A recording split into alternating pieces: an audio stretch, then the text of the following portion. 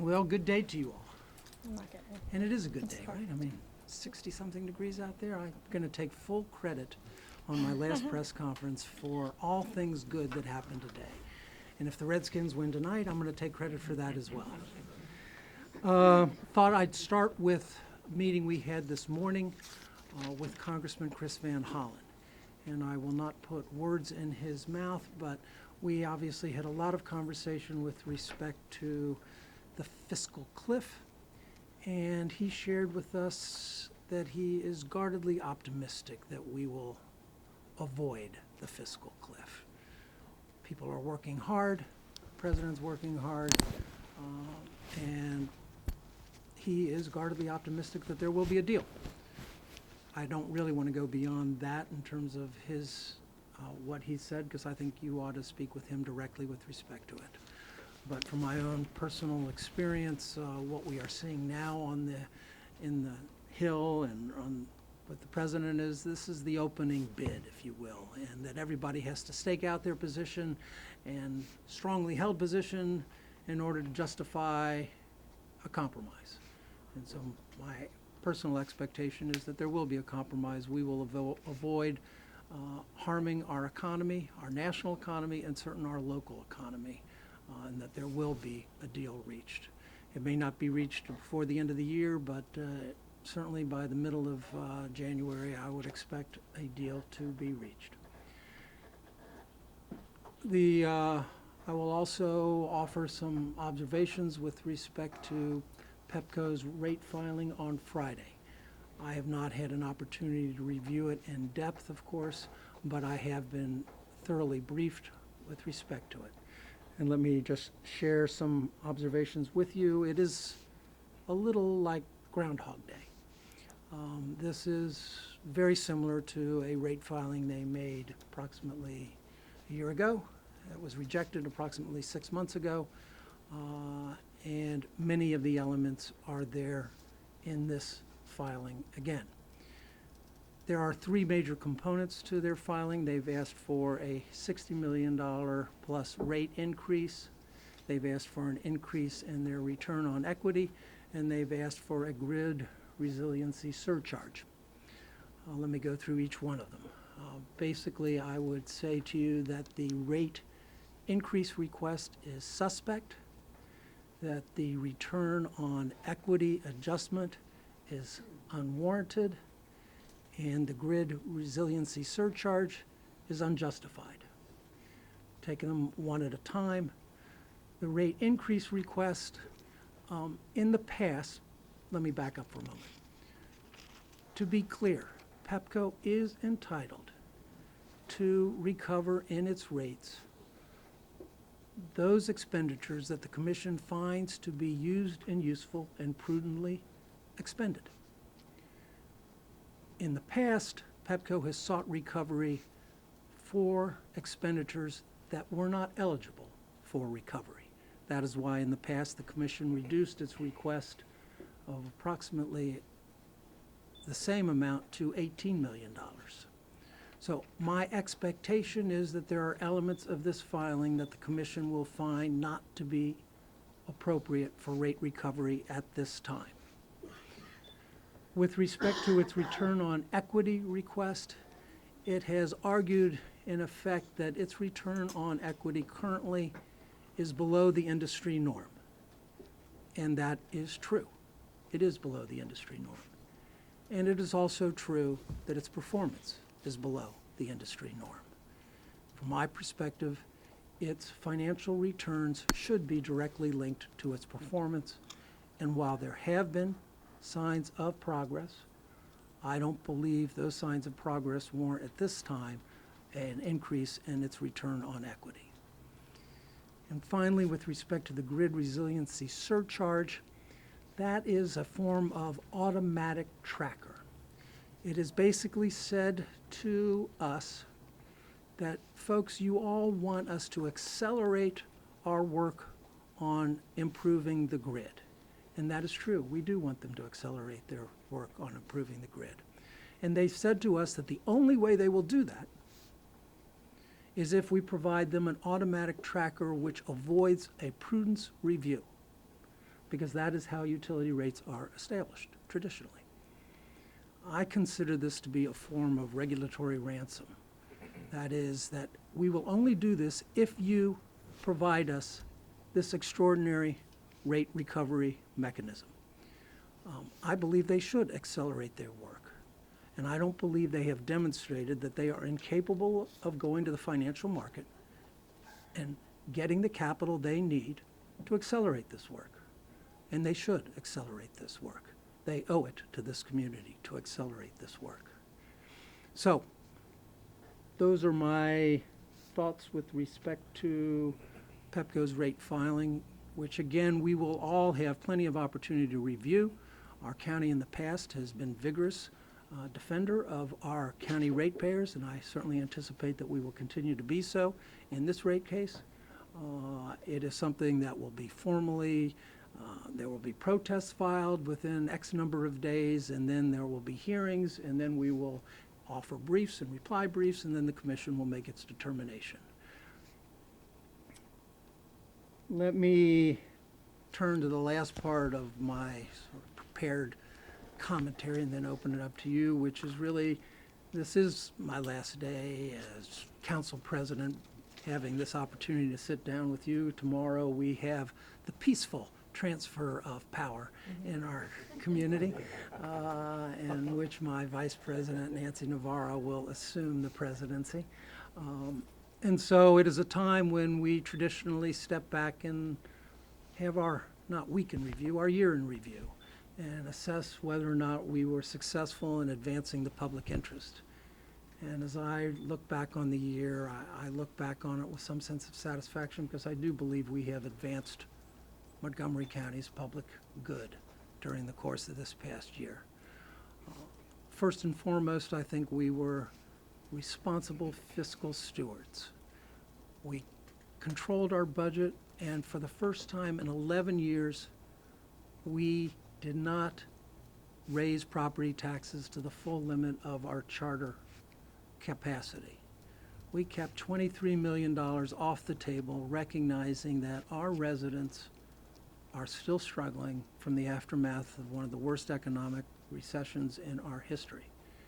And so we not only did not increase property taxes by the full amount we could have for the first time in 11 years, but we also decreased our energy taxes.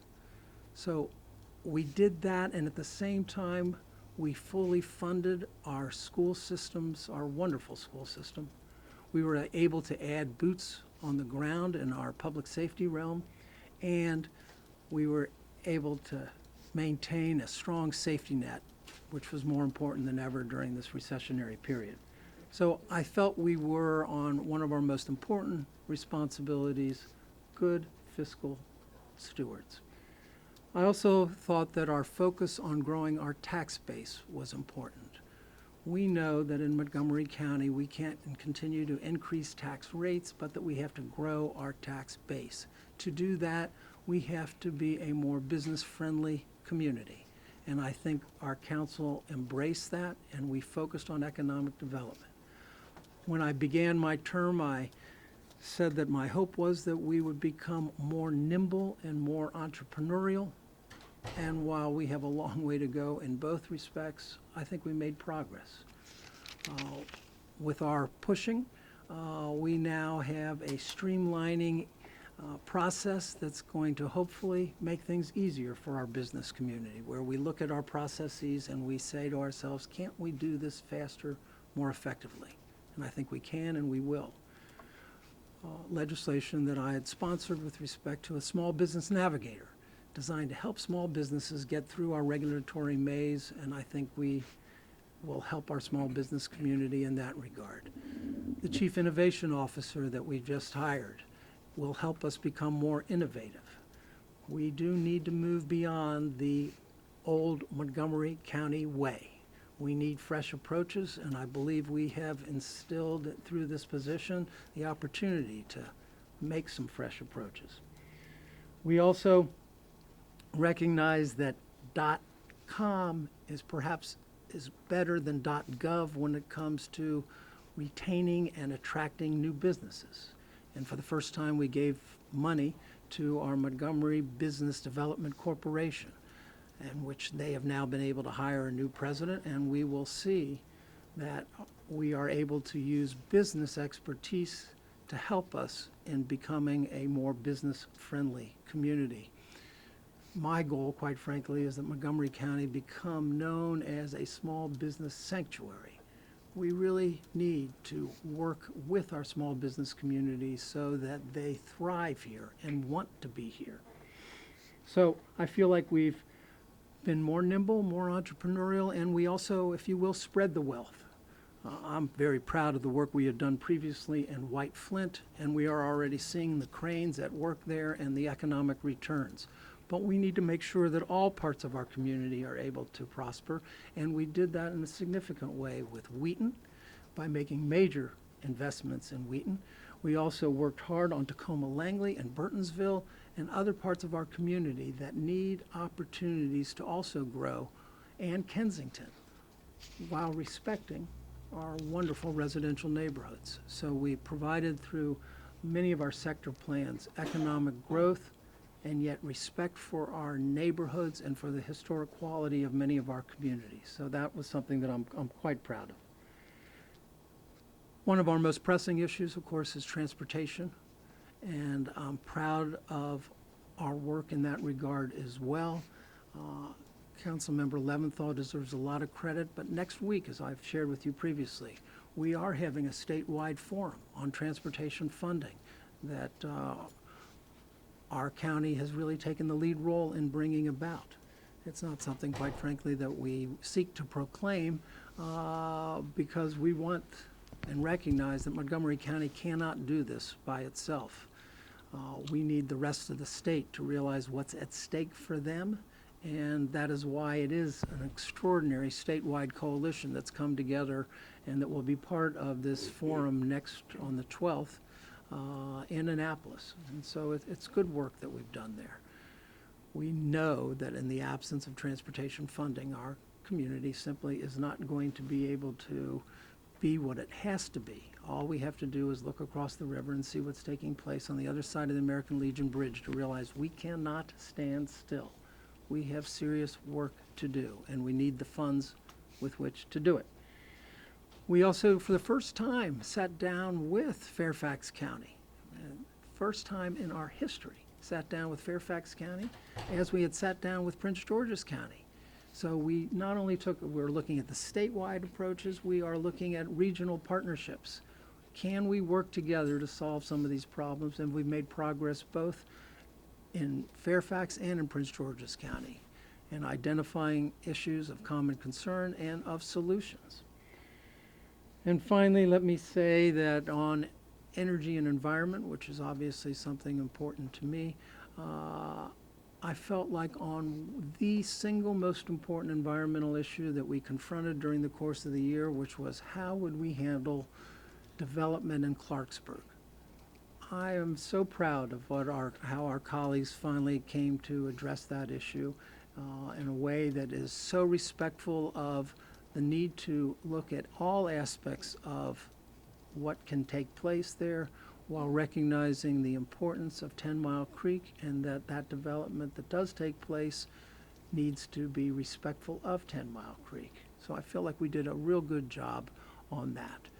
And of course, on an energy sets of issues, I think our council deserves some fair measure of credit for helping to promote a more reliable grid, helping to bring about a context in which Pepco is getting better. And at the same time, it is my hope that we will use this opportunity to really try and make a quantum leap forward in terms of Utility 2.0, which I've been a promoter of and which our committee had hearings on, because we are poised to invest something on the order of $1 billion in this system. And wouldn't it be nice if as Tom Friedman was writing about in Chattanooga, Tennessee, we actually had a utility system that was for the 21st century after all these dollars. So tomorrow I will make if you can believe it, a more fulsome report than this on looking back over the last year and of all the accomplishments of my colleagues because this was the year in which I had the opportunity to lead our council, but quite frankly, every one of my colleagues made a very significant contribution to our work as a council, and I think all of them can take great satisfaction in the year we've had together. With that, I will, before taking your questions, I do have one formal award to give. This is a new award, ladies and gentlemen. This is an award given to the member of the press who has been most faithful in attending these press conferences. Chris DiPuccio. You. Montgomery County Council awards this certificate to Chris DiPuccio for winning the Best in Press Briefing Attendance Award. Signed on this third day of December 2012, Roger Berliner, Council President, Chris DiPuccio. And we have a special gift for you, Krista. We have a special gift. Mr. Bolt? I put it up there. We have a special gift for you. And we know you love it. Your own Monster Energy drink.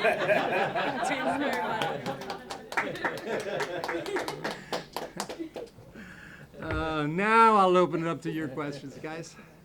To start with the timing of Pepco asking for another rate hike so shortly after the last one was mostly defeated. Well, they made it clear very early on. In fact, I think within days of having been turned down by the commission, that they were going to do precisely this. This is not uncommon in the world of utility rate making. In fact, there's an expression called pancaking, where you file one rate increase on top of another rate increase on top of another rate increase. So this happens often, and they felt that they were not treated well by the commission last time and said, as soon as we can, we're going to be back before them. So the question really is, has something fundamentally changed so that the commission will come up with a different result? And so I don't begrudge them their corporate interest in helping their shareholders, and I don't begrudge them their offer to accelerate. So both of those things are true. They're within their rights to do that. But that is why we have an independent public service commission to determine whether or not their requests ought to be granted. And so the commission has turned down automatic trackers year after year after year. So I personally don't necessarily expect a different result here. I personally expect them to scrutinize this rate filing to see what is legitimately to be recovered. And quite frankly, I would be surprised if the commission thinks that their performance to date justifies an increase in their return on equity. But that is why we have an independent commission, and I'm hopeful and guardedly confident that the commission will do the right thing.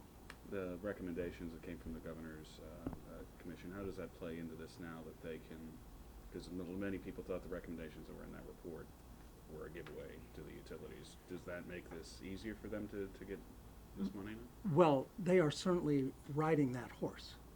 Okay, their filing is replete with references to the governor's task force.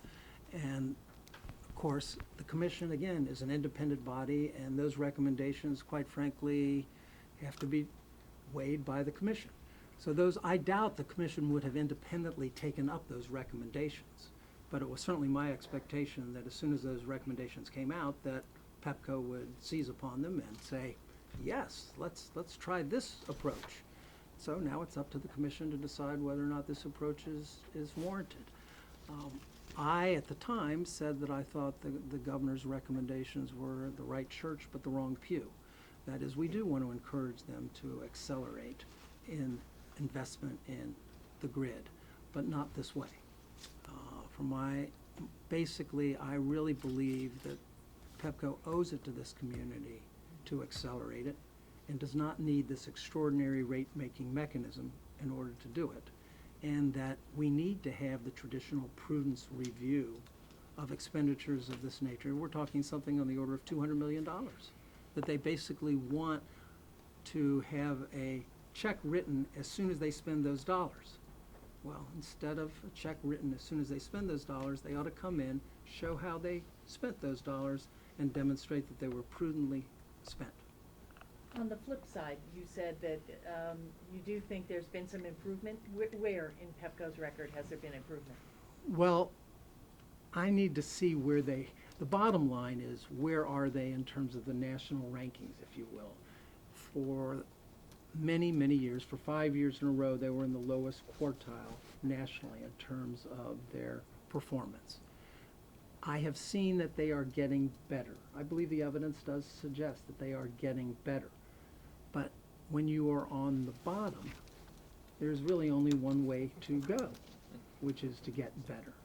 So the question for me is, how much better have they gotten? So it isn't really comparing where they are today to where they were. It is comparing them to where other utilities in the country are. What should be our expectations? My own expectations are that we should have a utility serving us that's in the top quartile in the nation. Now, clearly, we're not there. So where are we? So that's, to me, is the more important criteria. Do I think they prepared better for the last storm? I do. I think they prepared better, and of course, the storm didn't hit us so hard. So again, the combination of better preparation and a storm that didn't hit very hard proved to be very good for our residents. So that's the anecdotal, that's the evidence that we have, as well as some evidence that suggests that outages are decreasing generally. In duration or frequency or both? I think in both. But again, I've seen some statistics, but I haven't seen how those statistics put Pepco in relationship to the rest of the industry, which I think is the most important criteria by which to judge them. You mentioned, though, the reaction to Sandy was better.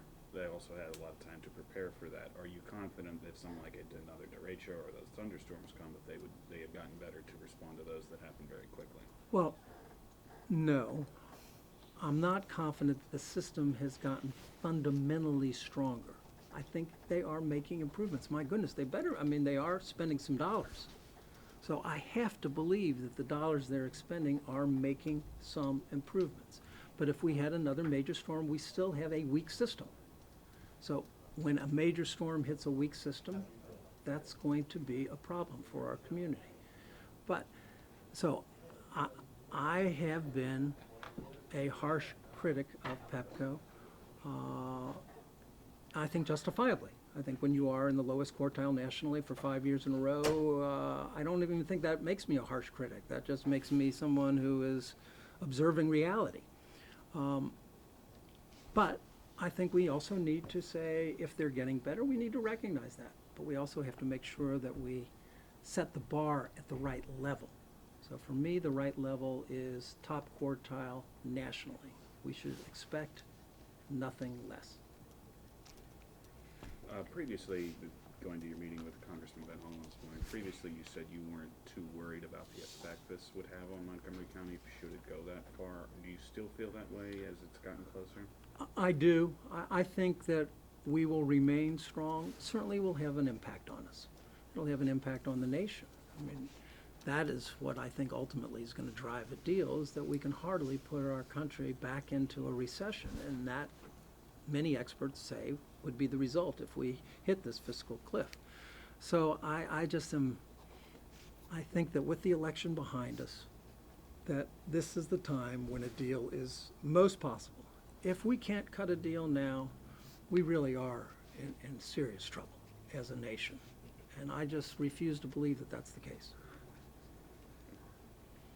With Pepco, and they already had one rate request that was rejected, and they're bringing this one up again.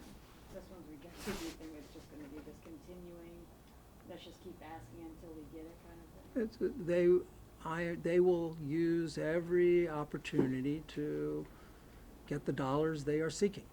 And again, this is not uncommon in the world of utility rate making. Utilities come back time and time again until, over time, they're not afraid of getting rejected.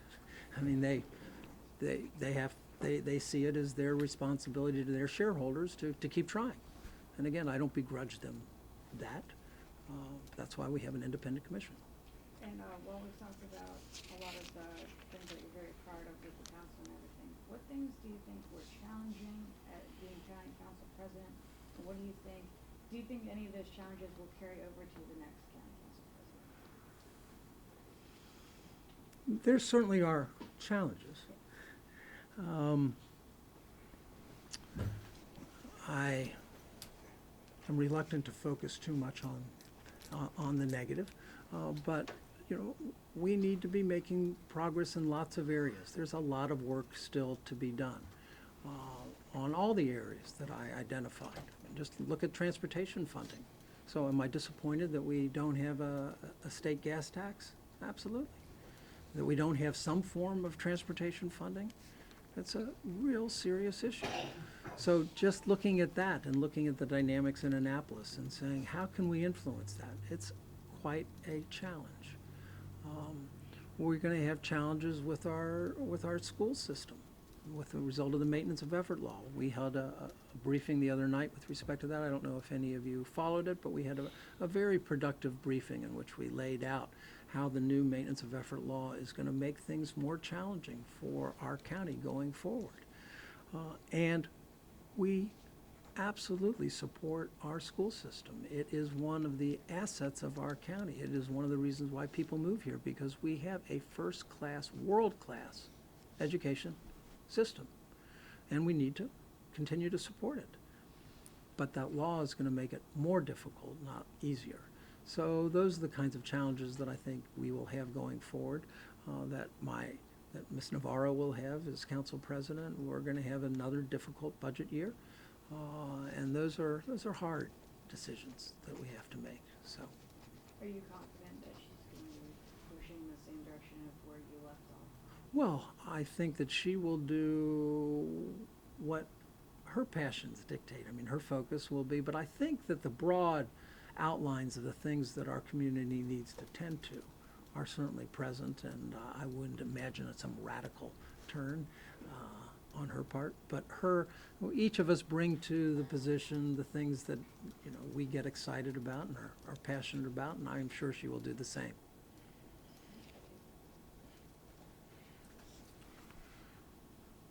What else, guys? Who are you supporting for vice president? I don't speak to that until the vote.